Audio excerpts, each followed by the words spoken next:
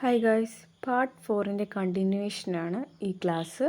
മധ്യ ഹിമാലയം, കിഴക്കൻ ഹിമാലയം, പൂർവാഞ്ചൽ കുന്നുകൾ, ഈ 3 ടോപ്പിക്കുമാണ് നമ്മൾ ഈ ക്ലാസ്സിൽ ഡീൽ ചെയ്യാൻ പോകുന്നത്. മധ്യ ഹിമാലയം. കാളി നദി മുതൽ ടീസ്ത നദി വരെയുള്ള ഹിമാലയ പ്രദേശമാണ് മധ്യ ഹിമാലയം. നേപ്പാൾ ഹിമാലയം എന്നും അറിയപ്പെടുന്ന ഈ മേഖലയുടെ ഭൂരിഭാഗവും നേപ്പാളിലാണ്. മധ്യ ഹിമാലയത്തിൻ്റെ പടിഞ്ഞാറൻ സിക്കിം, ഡാർജിലിംഗ് പ്രദേശങ്ങൾ മാത്രമാണ് ഇന്ത്യയിലുള്ളത്. ലോകത്തിലെ ഏറ്റവും ഉയരം കൂടിയ കൊടുമുടിയായ മൗണ്ട് എവറസ്റ്റ് നേപ്പാളിലാണ്. കാഞ്ചൻജംഗ പർവ്വതവും ഇന്ത്യ-ചൈന അതിർത്തിയിൽ സ്ഥിതി ചെയ്യുന്ന നാഥുല ചുരവും ഈ പ്രദേശത്ത് സ്ഥിതി ചെയ്യുന്നു. കുതിച്ചൊഴുകുന്ന ടീസ്റ്റ നദിയും അതിൻ്റെ നദീതീരത്തട്ടുകളും സിക്കിം ഹിമാലയത്തിൻ്റെ സവിശേഷതകളാണ്. ഈ പ്രദേശത്തിൻ്റെ ഭൂമിശാസ്ത്രപരമായ അനുകൂല സാഹചര്യങ്ങൾ തിരിച്ചറിഞ്ഞ ബ്രിട്ടീഷുകാർ കൊളോണിയൽ കാലത്തുതന്നെ ഇവിടങ്ങളിൽ തേയില കൃഷി ആരംഭിച്ചു. ഡാർജിലിംഗ് തേയില അന്താരാഷ്ട്ര തലത്തിൽ ഏറെ പ്രസിദ്ധമാണ്. ഓക്കെ, പടിഞ്ഞാറൻ ഹിമാലയത്തെ വെച്ച് നോക്കുമ്പോൾ മധ്യ ഹിമാലയം വളരെ കുറച്ചേ പഠിക്കാനുള്ളൂ. നമുക്ക് എന്തൊക്കെയാണ് പഠിച്ചതെന്ന് ഒന്നും കൂടെ നോക്കാം. കാളി നദി മുതൽ ടീസ്ത നദി വരെയാണ് മധ്യ ഹിമാലയത്തിൻ്റെ ബൗണ്ടറി വരുന്നത്. നേപ്പാളിലാണ് മധ്യ ഹിമാലയത്തിൻ്റെ ഭാഗവും ഉൾപ്പെടുന്നത്. അതുകൊണ്ട് നേപ്പാൾ ഹിമാലയമെന്നും മധ്യ ഹിമാലയം അറിയപ്പെടുന്നു. പിന്നെ മധ്യ ഹിമാലയത്തിൻ്റെ പടിഞ്ഞാറൻ ഭാഗമായ സിക്കിം, ഡാർജിലിംഗ് ഒക്കെ ഇന്ത്യയിലാണ് ഉൾപ്പെടുന്നത്. ലോകത്തിലെ തന്നെ ഏറ്റവും ഉയരം കൂടിയ കൊടുമുടിയായ മൗണ്ട് എവറസ്റ്റ് നേപ്പാളിലാണ് സ്ഥിതി ചെയ്യുന്നത്. പിന്നെ കാഞ്ചൻജംഗ പർവ്വതം, നാഥുല ചുരം ഇവയൊക്കെ ഉൾപ്പെടുന്നത് മധ്യ ഹിമാലയത്തിലാണ്. കുതിച്ചൊഴുകുന്ന ടീസ്റ്റ നദിയും അതിൻ്റെ നദീതീരത്തട്ടുകളും മധ്യ ഹിമാലയത്തിൽ ഉൾപ്പെടുന്ന സിക്കിം ഹിമാലയത്തിൻ്റെ സവിശേഷതയാണ്. കുതിച്ചൊഴുകുന്ന ടീസ്റ്റ നദി എന്ന് പറയാൻ കാരണം ഫാസ്റ്റസ്റ്റ് റിവർ ഇൻ ഇന്ത്യയാണ് ടീസ്റ്റ റിവർ. പിന്നെ മനസ്സിലാക്കി വെക്കേണ്ടത് തേയില കൃഷിക്ക് അനുയോജ്യമായ ഭൂപ്രകൃതിയാണ് ഇവിടെയുള്ളത്. ഡാർജിലിംഗ് തേയില അന്താരാഷ്ട്ര തലത്തിൽ തന്നെ പ്രസിദ്ധമാണ്. അടുത്തത് നമുക്ക് കിഴക്കൻ ഹിമാലയം നോക്കാം. പടിഞ്ഞാറൻ ഹിമാലയത്തെ അപേക്ഷിച്ച് ഉയരം കുറഞ്ഞ മലനിരകളായ കിഴക്കൻ ഹിമാലയം ടീസ്ത നദി മുതൽ കിഴക്ക് ബ്രഹ്മപുത്ര നദി വരെ കാണപ്പെടുന്നു. അസം ഹിമാലയം എന്നും അറിയപ്പെടുന്ന ഈ മേഖലയിലെ പ്രധാന കൊടുമുടിയാണ് നംജബർവ. ബ്രഹ്മപുത്ര, കാമെങ്, ലോഹിത്, സുബൻസിരി എന്നിവയാണ് പ്രധാന നദികൾ.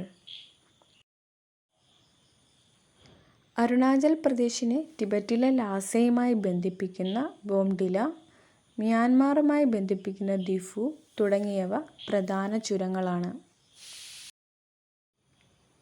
ഇത്രയുമാണ് കിഴക്കൻ ഹിമാലയത്തെക്കുറിച്ച് പഠിക്കാനുള്ളത്. ഒന്നും കൂടെ നോക്കാം.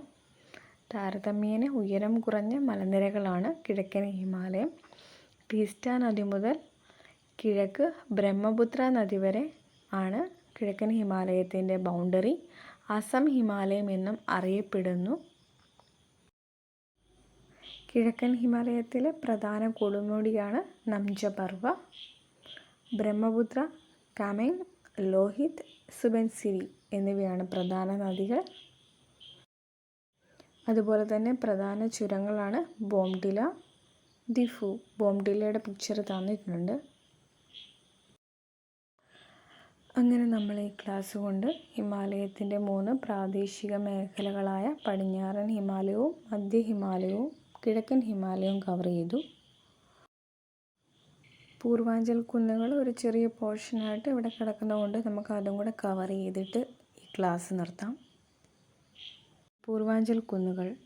ബ്രഹ്മപുത്ര താഴ്വരയ്ക്ക് കിഴക്ക് ഹിമാലയ പർവ്വതം, വടക്ക് തെക്ക് ദിശയിൽ അരുണാചൽ പ്രദേശ് മുതൽ മിസോറാം വരെ താരതമ്യേന ഉയരം കുറഞ്ഞ കുന്നുകളായാണ് കാണപ്പെടുന്നത്. സമുദ്രനിരപ്പിൽ നിന്നും 500 മുതൽ 3000 മീറ്റർ വരെ ഉയരമുള്ള ഈ കുന്നുകൾ പൂർവാഞ്ചൽ കുന്നുകൾ എന്നറിയപ്പെടുന്നു. പട്കായി ബൂം, നാഗ കുന്നുകൾ, മീസോ കുന്നുകൾ, മണിപ്പൂർ കുന്നുകൾ എന്നിവയാണ് ഇതിൽ പ്രധാനപ്പെട്ടവ.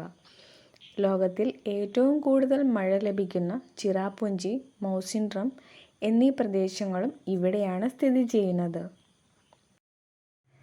നെക്സ്റ്റ് പേജിൽ മേഘാലയയിലെ ഒരു റൂട്ട് ബ്രിഡ്ജിൻ്റെ ഫിഗറാണ് തന്നിരിക്കുന്നത്.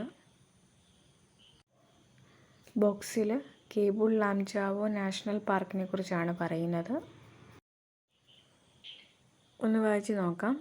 വടക്ക് കിഴക്കൻ ഇന്ത്യയിലെ ഏറ്റവും വലിയ ശുദ്ധജല തടാകമായ ലോക്തക്കിലാണ് കേബിൾ ലാംജാവോ ദേശീയോദ്യാനം. തടാകത്തിൽ പൊങ്ങിക്കിടക്കുന്ന സസ്യാവശിഷ്ടങ്ങളും മണ്ണും ചേർന്ന് രൂപപ്പെടുന്ന തുരുത്തുകളാണ് പുംഡി.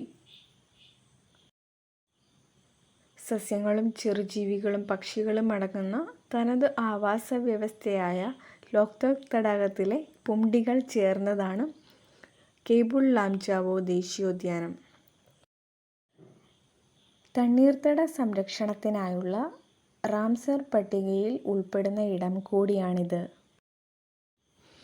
പൂർവാഞ്ചൽ കുന്നുകളെക്കുറിച്ച് മൊത്തത്തിലൊന്ന് ഓടിച്ചു നോക്കാം.